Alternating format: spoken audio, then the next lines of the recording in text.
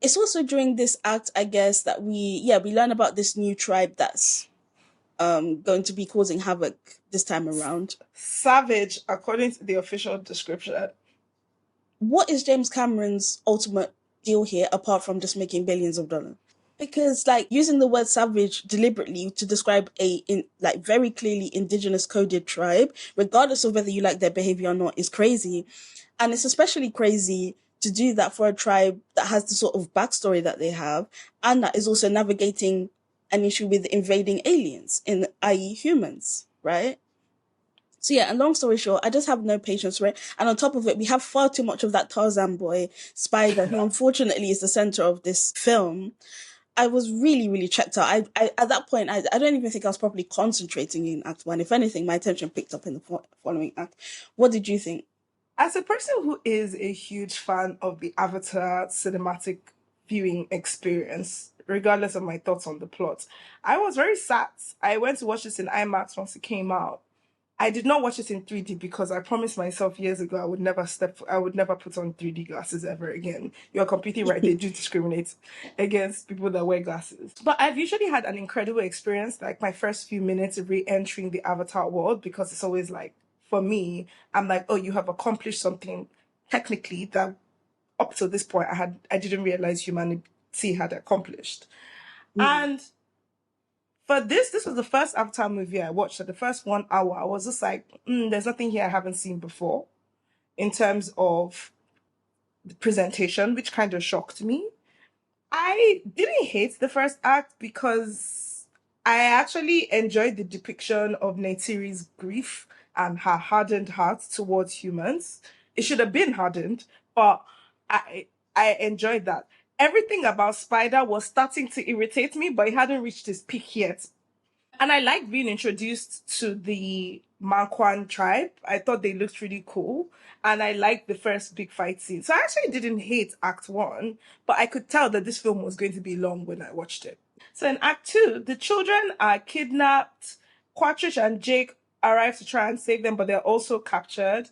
Ultimately, Quaritch teaches Varang how to use the guns and he kind of gets wooed by her. Spider gets taken away by the humans to the RDA place. And the scientists start doing testing with him because they realize that they could help all humans breathe on Pandora. Um, Neytiri infiltrates the base to go and try and save Jake. And then she rescues him. Then after as they all leave, Jake, Spider, Neytiri, Jake prepares to kill Spider because he seems to realize that his exposure will indefinitely continue to put all the Navi at risk. But he stops at the last moment, and a remorseful Neytiri, quote unquote, accepts Spider as part of the family. That's act two. Or as actually, these are not really acts. This I basically split this movie into three separate films because Hours. that's how long it is. 3 hours, Yeah. yes. Hour two. Yes, Dee, exactly. what did you have to say about the actions in hour two? This is the act that probably intrigued me the most when it comes to the flimsy plot, what there was of a plot, and yet it's still the act that irritated me the most. And I'm saying this as someone who comes from a background of a colonized people, if you like. I've even seen Zoe Saldaña, and very crucially, I've seen James Cameron say that Neytiri is a racist. I find that to be wholly problematic. In this act, we see that the film is trying to explain to us, or trying to convince me, that Neytiri is wrong for having her feelings about, first of all, not wanting Spider to be around her family because he presents a risk, and two, having issues with humans. Now, my issue with this is that, of course, she was right. You know, even the film's conclusion implies that she's right, in my opinion.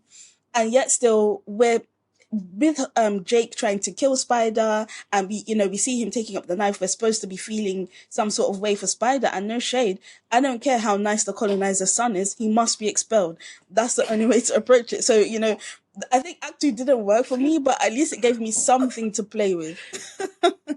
What did you think? I'm telling you, Act Two. Act Two is simultaneously the most nonsensical part of the film, but also still for me the best part of the film. Because at least I felt like we were building up to something of a climax because I lost track of time. So I was so sure by the time we were approaching the end of Act 2 that surely this is the end of the film.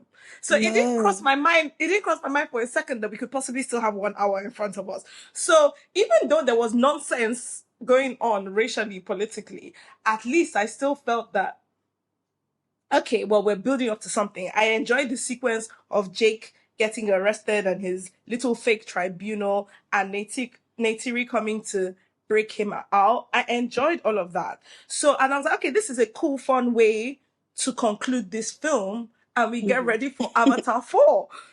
Only for me to realize that this was just the beginning.